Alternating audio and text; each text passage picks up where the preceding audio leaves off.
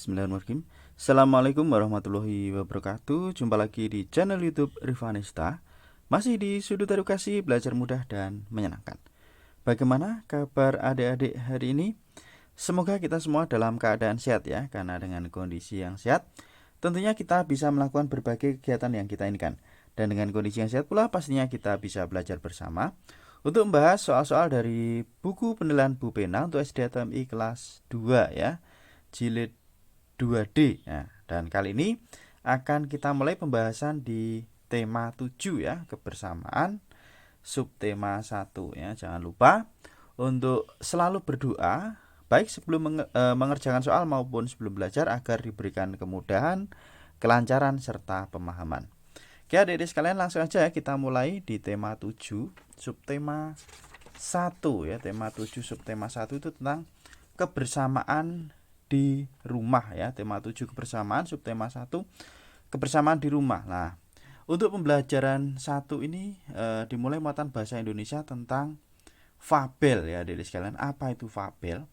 Fabel adalah cerita pendek yang menceritakan tentang hewan ya. Cerita pendek yang menceritakan tentang hewan itu disebut fabel ya. Tokoh-tokohnya ini biasanya berbagai jenis hewan. Nah, fabel sendiri itu termasuk cerita fiksi, yaitu cerita yang dibuat berdasarkan khayalan pengarang. Nah, oke.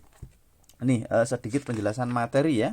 Langsung saja kita mulai ke Ayo Berlatih di halaman 4. Nah, ini ada cerita tupai dan kura-kura ya. Saya bacakan terlebih dahulu. Tupai dan kura-kura. Di tepi hutan hiduplah seekor tupai dan kura-kura. Menurut tupai, kura-kura adalah hewan yang paling lambat. Tupai juga tidak menyukai sifat kura-kura yang terlalu sering menasihatinya. Suatu hari, tupai pergi mencari makanan. Ia melihat ada pohon apel. Di bawah pohon apel tersebut terdapat kolam. Tanpa ragu, tupai berlari dan memanjat pohon apel tersebut. Hai tupai, hati-hati saat memetik apel. Kolam ini cukup dalam. Kalau kamu terjatuh, kamu bisa tenggelam. Kura-kura memberi saran. Ya, aku sudah tahu, ucap tupai. Tupai merasa kesal karena dinasihati oleh kura-kura. Tupai mengambil banyak apel dari pohon sehingga tangannya penuh. Tupai kesulitan saat hendak turun. Tiba-tiba, tupai terpeleset. Buah apel yang dibawanya jatuh. Aduh, apel-apelku jatuh ke dalam kolam, ucap tupai sambil menangis. Sudahlah tupai, jangan menangis. Tadi aku sudah mengingatkanmu untuk hati-hati. Sekarang berhentilah menangis dan cepat turun dari pohon, ucap kura-kura menasihati tupai. Walaupun sedih, tupai menuruti nasihat kura-kura. Setelah tiba di bawah pohon, kura-kura menghampiri tupai dan berkata, "Ini apel-apelmu, tupai. Tadi aku mengambilnya saat terjatuh di kolam. Sekarang kamu jangan sedih lagi ya," ucap kura-kura. Kura-kura, terima kasih. Maafkan aku tadi tidak mendengarkan nasihatmu, ucap tupai sambil menangis. Kura-kura memaafkan tupai. Nah, ini adik-adik sekalian ya, tentang cerita tupai dan kura-kura. Ya. Oh, ini masih ada lanjutannya sedikit. Ya. Tupai pun membagi apel yang dipetiknya kepada kura-kura. Mereka memakan apel tersebut bersama. Kini mereka berdua menjadi teman baik. Nah, ini ya. Cerita tupai dan kura-kura di adik sekalian ya, yang mana kita tahu ya pemerannya ada 2 ekor hewan, yaitu tupai dan kura-kura ya. Ini merupakan contoh cerita fiksi, yaitu fabel ya. Langsung aja kita ke pertanyaan adik sekalian. Ceritakan kembali isi fabel yang kamu dengar kepada teman sebelahmu, kemudian jawablah pertanyaan-pertanyaan berikut. Nah, nomor 1, hewan apa yang diceritakan pada fabel tersebut? Lah, hewannya tadi apa adik sekalian ya? Jawabannya yaitu tupai dan kura-kura ya. Nomor 1 jawabannya tupai dan kura-kura. Nomor 2, mengapa tupai tidak menyukai kura-kura? Ya, jawabannya karena kura-kura hewan paling lambat dan terlalu sering menasehati tupai ya. Jadi tupai tidak suka sama kura-kura karena kura-kura itu hewannya lambat dan suka menasihati tupai ya. Nomor 3, apa yang dilakukan kura-kura saat melihat apel-apel yang diambil tupai jatuh? Nah, yang dilakukan kura-kura itu mengambil apel yang terjatuh di kolam ya. Kemudian tadi dia akan diberikan kepada tupai ya. Tuh. Nomor 4, bagaimana sikap tupai setelah kura-kura memberikan apel miliknya kembali? Ya. Tupai meminta maaf kepada kura-kura karena tidak mendengarkan nasihat dari kura-kura. Nomor 5, menurut pendapatmu bagaimana sifat yang dimiliki oleh tupai dan kura-kura? Nah, ini. Sifat tupai kurang baik ya, dan sifat kura-kura baik serta patut dicontoh. Kita lihat ya, tupai tadi sifatnya itu bersifat tidak menyukai seseorang, padahal dia tidak tahu ya sifat seseorang itu seperti apa. Sedangkan kura-kura dia suka menolong ya dan ikhlas menolong. Akhirnya mereka berdua menjadi teman baik. Itu adik sekalian untuk nomor 5 ya. Oke, selanjutnya kita ke muatan pelajaran matematika ya. Ini mengenal pecahan 1/2 atau setengah ya. Jadi pecahan merupakan bagian dari kesatuan. Nah, ini kita lihat ya. Ini ada apel utuh, adik-adik sekalian dibagi menjadi 2 bagian sama besar. Nah, ini sehingga setiap bagiannya ini dinyatakan 1/2. Jadi satu bagian dari totalnya itu 2. Nah, pecahan sendiri itu dapat dinyatakan dalam bentuk A/B. A itu pembilang, B itu penyebut. Itu ya. Jadi yang atas pembilang, yang bawah dinamakan penyebut. Nah, oke, langsung kita ke ayo berlatih ya di halaman 6 ya. Ini untuk muatan matematika. Nomor 1, berilah tanda centang untuk gambar yang menyatakan pecahan 1/2. Nah, ini. Kalau kita lihat untuk yang A ya, ini. Jadi yang diarsir ini satu bagian dari totalnya 2, berarti ini 1/2, betul ya. Kemudian untuk yang B, nah ini dibaginya menjadi 4, berarti bukan ya, karena harusnya baginya hanya 2, ini bagi 1 dibagi 4. Nah, ini bukan. Kemudian ini 1 dibagi menjadi 2. Nah, maka ini juga menyatakan pecahan 1/2 ya. Kemudian yang D, nah ini walaupun yang diarsir hanya 1 tapi totalnya ada 4. Nah, ini 1/4, ini juga 1/4, tapi karena yang diminta memberi tanda centang yang 1/2, maka jawabannya yang betul yaitu yang A dan C yang kita centang ya. Lanjut ke soal nomor 2. Warnailah 1/2 bagian dari setiap gambar berikut. Lah, ini adik-adik bisa diwarnai ya. Ini saya potong saja adik-adik sekalian ya. Saya bagi menjadi 2 bagian ya, nanti adik-adik bisa diwarnai ya. Nih, misalnya ini saya bagi jadi 2, ambil tengah-tengah di sini boleh. Nah,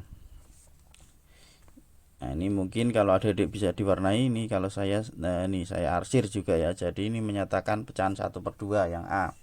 Kemudian yang B boleh gantian ke sini, yang penting dibagi 2 sama besar ya.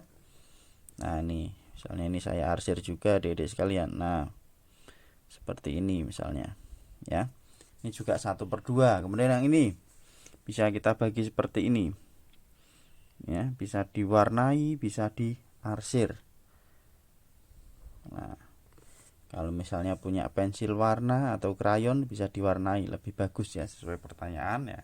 Kemudian yang D juga sama, kita arsir atau kita warnai ya.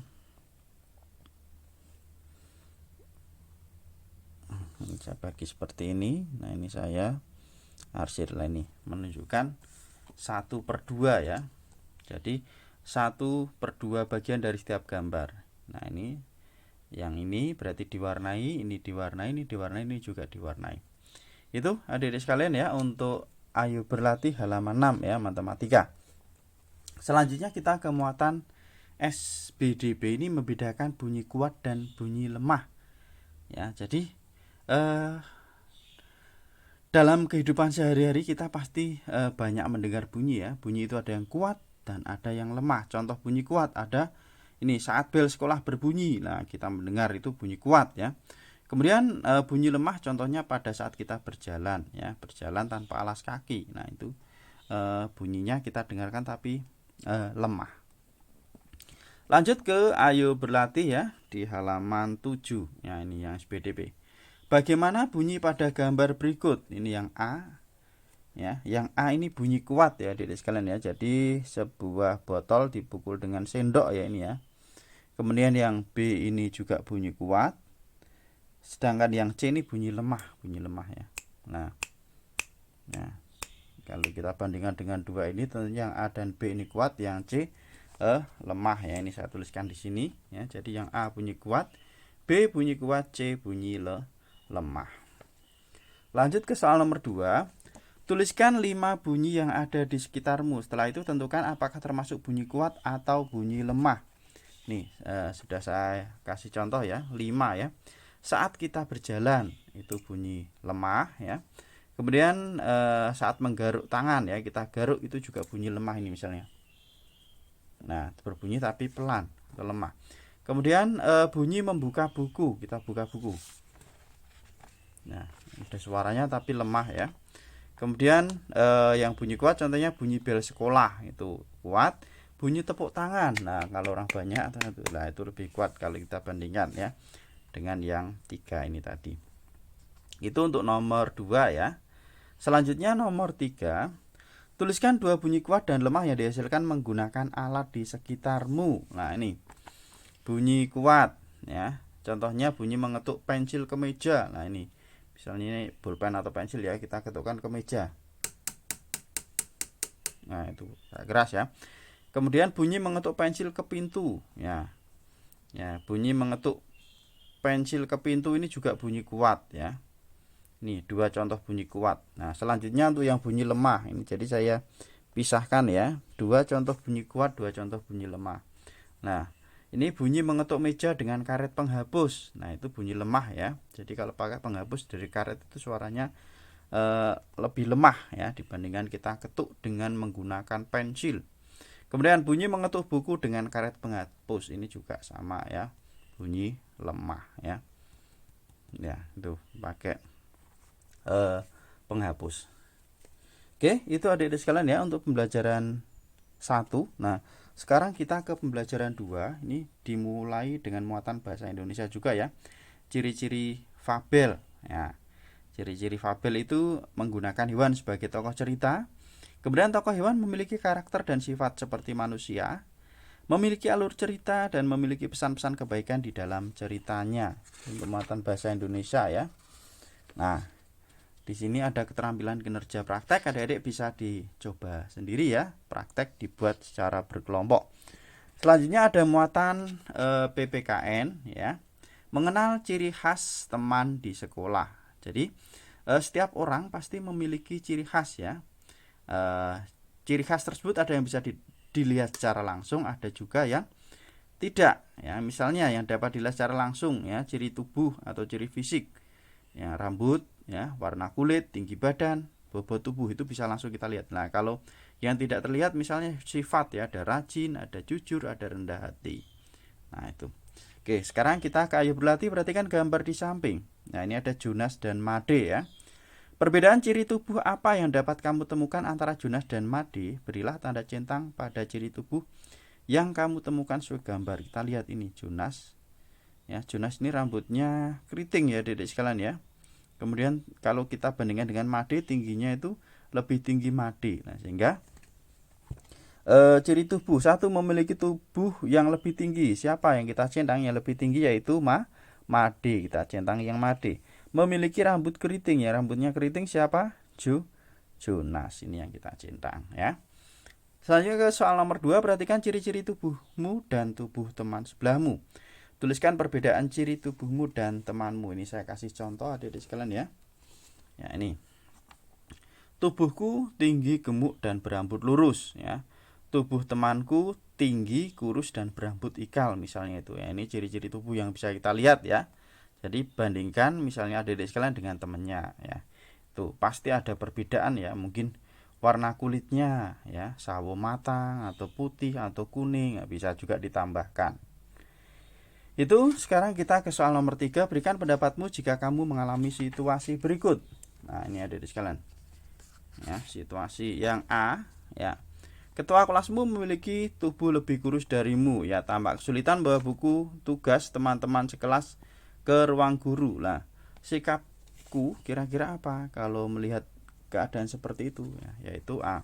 Yang 3A berarti membantu membawakan buku tersebut, ya, karena ketua kelasnya tadi tubuhnya kurus dan kesulitan membawa buku tugas, sedangkan kita misalnya lebih gemuk, lebih kuat, bisa kita bantu, ya. Kemudian yang B, teman yang duduk di belakangmu tampak kesulitan melihat papan tulis karena terhalang tubuhmu yang lebih tinggi darinya. Sikapku lah berarti karena kita lebih tinggi menutupi yang belakang, berarti kita bisa bertukar tempat duduk agar teman tidak terhalang saat melihat papan tulis, ya. Itu adik-adik sekalian, ya, penjelasan untuk tema 7, subtema 1, pembelajaran 1 dan 2, ya. Untuk pembelajaran berikutnya tetap ikuti terus di channel YouTube Rivanista. Terima kasih sudah belajar bersama, semoga bermanfaat dan mohon maaf apabila ada kekurangan. Saya akhiri. Wassalamualaikum warahmatullahi wabarakatuh.